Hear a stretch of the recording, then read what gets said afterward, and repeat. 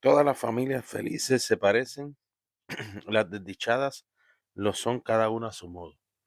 Con esas palabras, Tolstoy nos da la bienvenida a una de sus obras maestras, Ana Karenina, una obra que retrata la sociedad rusa del siglo XIX, específicamente tanto del área urbana como del área rural.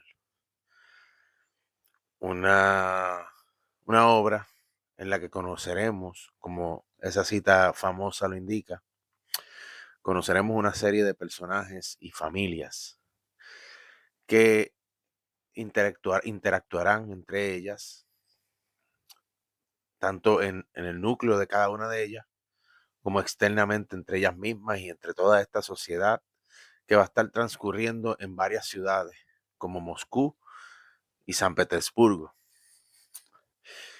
y que básicamente Lev Tolstoy escribe en ese momento en que él estaba en su búsqueda de, digamos, en su crisis existencial, una búsqueda de sentido a la vida, una búsqueda espiritual y una época donde él había reflexionado en que la aristocracia rusa, aristocracia en la que él se crió, porque él fue conde, que la aristocracia rusa era hipócrita, que era injusta, y lo retrata muy bien esta obra con sus personajes. La obra arranca con una familia, no arranca específicamente con Ana Karenina, como uno habría de esperar cuando el nombre es Ana Karenina. Porque Ana Karenina no es la típica protagonista que va a tener un arco específico, que va a, digamos, a mover la trama sola. Esta trama se mueve con muchos personajes. Básicamente yo, en mi opinión, el personaje que mueve más la trama es el personaje de Levin, un personaje que él es un terrateniente que tiene su hacienda y básicamente es el alter ego de Tolstoy, del escritor, ya que este personaje envuelve en su diario vivir una serie de preguntas. Es un personaje que se está cuestionando lo espiritual y durante todo su arco en el libro lo vemos en esa búsqueda, tanto de tener una familia, de hacer algo por los campesinos, los cuales trabajan para él y por los campesinos en general de Rusia. Recordemos que Rusia en esos años estaba bajo un zar y era una sociedad más agrícola. Y estamos en un momento de, digamos, de finales del siglo XIX, 78 más o menos, lo que transcurre esta novela, los 6 años que tomó en escribirse, creo que del 72 al 78, ya me corregirá alguien que también la haya leído. En este tiempo están surgiendo reformas, leyes para, digamos, para incentivar y proteger a los agricultores. Y durante la obra, con el personaje de de Levin, vamos a ver toda esa discusión, todo ese issue que se genera en torno a esto. Ana Karenina funciona más como el personaje incitador. No lo hace directamente, pero indirectamente. Ana va a ser el personaje que va a influir en todas estas familias y de alguna manera todos los personajes se van a ver afectados positiva o negativamente por Ana. Aquí tenemos tres familias.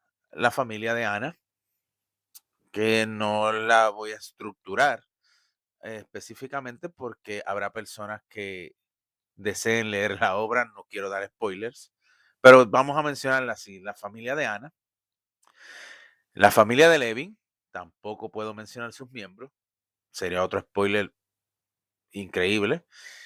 Y la familia Oblonsky, que de esta sí podemos hablar porque esta es la familia con la que se inicia la obra y es la familia que va a actuar como un ente eh, que va a influir en ambas, en las otras dos familias y en cierta manera va a juntar sus hilos. Para la familia Oblonsky se consta de Dolly, que es una ama de casa, que tiene varios hijos. Nunca tengo claro cuántos son 6, se le han muerto algunos. Y de Stepan Arkadevich, o Stiva, como le dicen, que es el patriarca de la familia, es un príncipe y él es un hombre infiel, es este típico de hombre infiel, mientras su esposa es la típica ama de casa que está resignada a esa vida. En el principio quiere dejarlo porque le acaba de ser infiel con su institutriz. Recordemos que en esa época las familias aristocráticas tenían institutrices, eran empleadas que le enseñaban idiomas y otras, digamos, otras doctrinas, otras enseñanzas a los niños, otras disciplinas, era la palabra que buscaba. Pues la engaña con la institutriz y en este proceso de reconciliación o no, este hombre recurre a Ana, que es su hermana, y ahí conocemos a Ana, que llega en el tren y va a haber unos sucesos en el tren que van a influir en toda la novela. Es el incidente, esos sucesos en el tren, por eso el tren es un símbolo muy importante en esta novela. Esos sucesos en el tren van a determinar muchas cosas en la novela para todos los personajes. Yo quería dividir esta, y es lo que quiero hacer, dividir esta reseña por personajes. Así que en esta reseña no quiero hacerla tan larga, quiero hacer varias reseñas de los personajes y después ponerlas en una especie de tracklist para que ustedes puedan acceder a cada uno de ellos y verlas. Eh, Vamos a hablar por encimita de los personajes.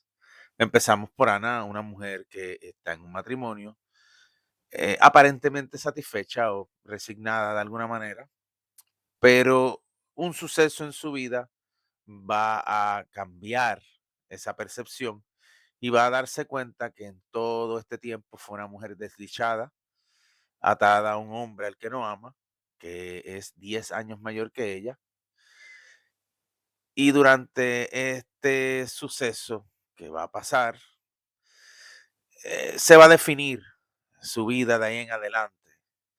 Y Ana entrará en una espiral de decisiones cuestionables, donde se va a ver, su nombre se va a ver manchado ante la sociedad rusa.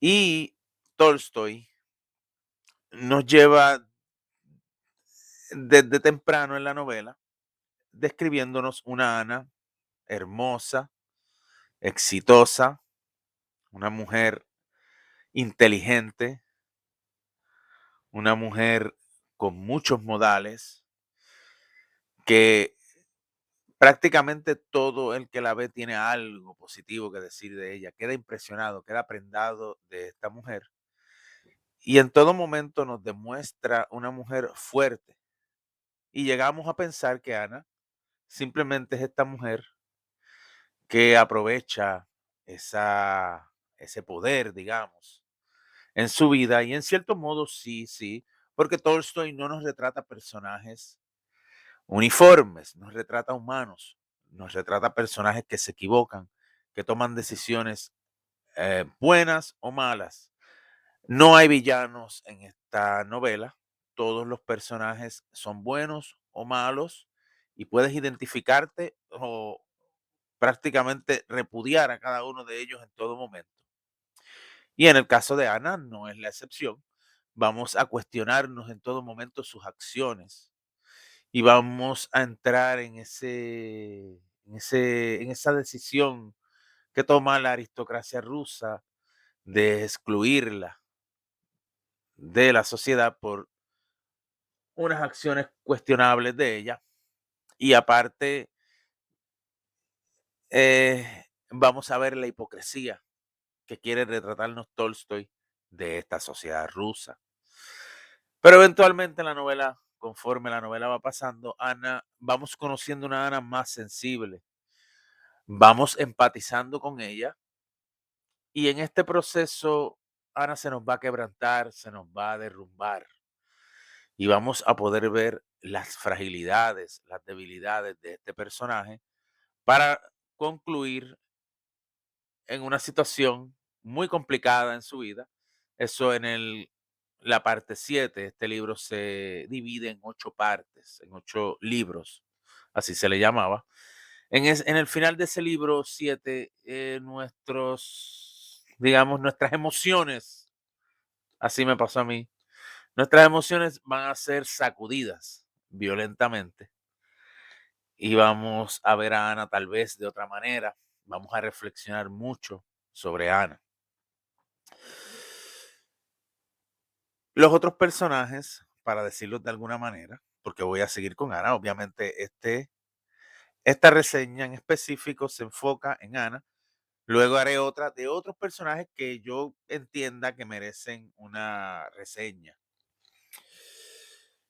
No todos la merecen. Hay aproximadamente 5 o 6 personajes que son los principales, que los vamos a ver uno a uno. Y incluso va a haber algunos que a lo mejor no menciono aquí por el hecho de que no quiero llevar ningún spoiler o voy a mencionarlos de forma limitada. Vamos con el teniente Bronsky. Bronsky es un teniente del ejército, el conde Bronsky, un hombre atractivo, un hombre rico, exitoso, joven, que es un hombre ambicioso, un hombre que ambiciona poder, que ambiciona logros, que ambiciona diversión, un hombre que se aburre de todo lo que hace. Hasta cierto punto podemos ver tendencias narcisistas en este personaje, un personaje que va a influir mucho también en la trama y vamos a, como los otros personajes, vamos a empatizar con él y también lo vamos a odiar en ciertos puntos. Otro personaje muy importante, probablemente el más importante incluso que Ana, es Levin. Levin es, como había mencionado anteriormente, un terrateniente que tiene a cargo una serie de campesinos en su hacienda. Este hombre busca hacer reformas, busca respuestas espirituales y busca, digamos, formalizar su vida con alguien. Hay alguien en la novela quien le interesa y va a ir tras ese alguien y después de varios disgustos, varias situaciones complicadas, los destinos de estas personas veremos si se mezclan. Estaremos muy pendientes y es muy importante la novela. Otro personaje, ya Dolly la había mencionado a Stepan Arkadevich, que son otros personajes. Yo creo que el que nos quedaría por mencionar es a Karenin. Karenin es el marido de Ana, marido 10 años mayor que ella. Tiene otros nombres, pero cuando lees rusos, y te vas a dar cuenta si es tu primera novela rusa cuando la vayas a leer, tienes que aprenderte varios nombres de los rusos. Nombre, patronímico, apellido y apodo.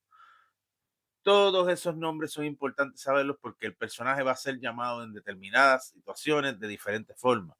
Y a lo mejor te dicen que fulano se llama Stepan Ivanovich aquí y al otro lado te van a hablar de un tal Vania. Vania es el apodo de Iván. Si, supongamos que un personaje se llama Iván Stepanovich y en el otro momento le dicen Vania, pues es el apodo de él, Iván. Vania es el apodo. Y Iván Stepanovich. Stepanovich significa que es hijo de Stepan. Así que ese es su patronímico. Y pongamos que su apellido es Karamazov. De momento te le dicen todo el nombre, Iván Stepanovich Karamazov Otras veces te pueden decir Karamazov y se te había olvidado el apellido, no sabes quién es. Por eso tienes que estar pendiente en las novelas rusas a los nombres de los personajes, que son varios. Pues, como iba hablando, Karenin es un empresario exitoso, es un funcionario público, muy exitoso y muy respetado en la aristocracia y digamos en el gobierno. Es un personaje que es este típico personaje de que cuando alguien que lo conoce lo ve, quiere dialogar con él sobre un tema de política, de situación actual y todo esto. Y o digamos de cuestiones del gobierno, cuestiones gubernamentales. Puede funcionar también como una pala política. Es un personaje muy importante en la novela en ese sentido. Y yo creo que esos son los personajes principales que podemos mencionar, los que ya hemos hablado. Volviendo a Ana. Ana, mi análisis psicológico, obviamente, esto no es parte de la novela, es basándonos más en lo que conocemos de psicología hoy día. Para mí, Ana, y esto no es un diagnóstico psicológico, yo no tengo mi formación completa de psicología y tampoco pretendo que la gente vea este video y diga, ah, mira, ese soy yo, me voy a diagnosticar así. No. Si usted tuviera características de las que yo voy a mencionar, simplemente busque ayuda de un profesional de la salud mental. Bueno, Ana se nos describe como una mujer que ama demasiado, que amó en exceso y este amor se le salió de control. Y es una persona que tiene miedo al abandono de este amor. Pero Ana, en el transcurso de la novela, va quedándose sola y mientras más ama, más sola se va quedando. Llega un momento que ya su amor, por más que ese amor está ahí, ella no logra dar con el entendimiento que ese amor está ahí. Su paranoia la ciega, ve cosas donde no las hay y no puede funcionar. Empieza, digamos, a delirar, empieza su realidad, aunque no se va exactamente de la realidad, ella empieza a ver problemas donde no los hay, no ve matices, simplemente ve o negro o blanco, o ama a la persona o la odia en ese momento por todo el rencor, toda la paranoia que está moviéndose en su cabeza. Y para mí, Ana, aparte, en algún momento ella empieza a, digamos, a despersonalizarse, se pierde en sus pensamientos, no puede, empieza a ver gente y empieza a tener esto básicamente al momento que les dije, al final del libro 7 vemos el derrumbe de ella y nos desesperamos porque queremos aguantarla, va a tomar una decisión complicada y no queremos que suceda y estamos ahí en esa perspectiva, en ese, digamos, estamos ahí en ese estrés que nos provoca eso, en esa incertidumbre de lo que va a pasar. Y Ana tiene rasgos del trastorno límite de la personalidad. El DSM-5 describe este trastorno como un miedo entre las personas al abandono, el miedo a que los seres que ellos aman los abandonen y aparte llegan a querer incluso controlarlos. Estas personas tienen lo que le dicen mood swings. Hoy pueden estar contentos, mañana por una situación que no entendieron, están enojados, molestos o tristes. Y Ana, no voy a entrar en detalle porque esto no es una clase de psicología tampoco, pero Ana me parece un personaje que encaja muy bien en este trastorno. Pero dejando el trastorno a un lado, Y hablando más de la novela, yo pienso que la novela es perfecta para, digamos, reflexionar sobre cómo vemos a las personas, sobre cómo tenemos juicios a veces erróneos por lo primero que vemos en una persona. Esta novela te va a destrozar en el final de esa parte. Yo diría que la parte 8 es como un aire de relajación. Ya en la 8 bajamos los niveles de tensión cuando se acaba la parte 7. Íbamos más relajados, pero ese momento, en ese capítulo, en esa parte 7, en ese libro 7, yo siento que el Tolstoy intencionadamente destruyó su personaje en ese momento para destruirte a ti, destruir tus emociones. Es un momento de mucha tensión, no sabes qué hacer. Quisieras estar ahí, quisieras estar con Ana ahí y evitar que haga ciertas cosas que va a hacer. Y wow, es un libro que a mí me marcó mucho. Bueno, yo lo dejo por aquí por el momento con Ana. Ya estaré analizando los demás personajes, que son, tal vez vengo con Levin o con Bronsky en otros videos. Solamente me resta decir que síganme en mis redes. Ya saben que tengo TikTok, tengo Instagram, tengo Facebook y ahora este YouTube, que va a ser para proyectos más largos, para análisis. Trataré de enfocarme más en lo psicológico de los personajes, no tanto en toda la obra. Quiero hacer más reseñas de personajes. También conforme el canal vaya creciendo, vamos a ampliarlo más, vamos a hablar de películas tal vez. Vamos a comparar personajes de películas con personajes de libros o dos personajes que se parezcan en videojuegos también. Vamos a explorar todo lo que sea narrativa, todo lo que sea historia, una historia bien contada. Vamos a tratar de tomarla en cuenta y se tomarán también en cuenta recomendaciones. Ya sabes, síganme en, en mis redes. Yo los dejo por ahora. Aquí el café del pensador nocturno. Buenas noches.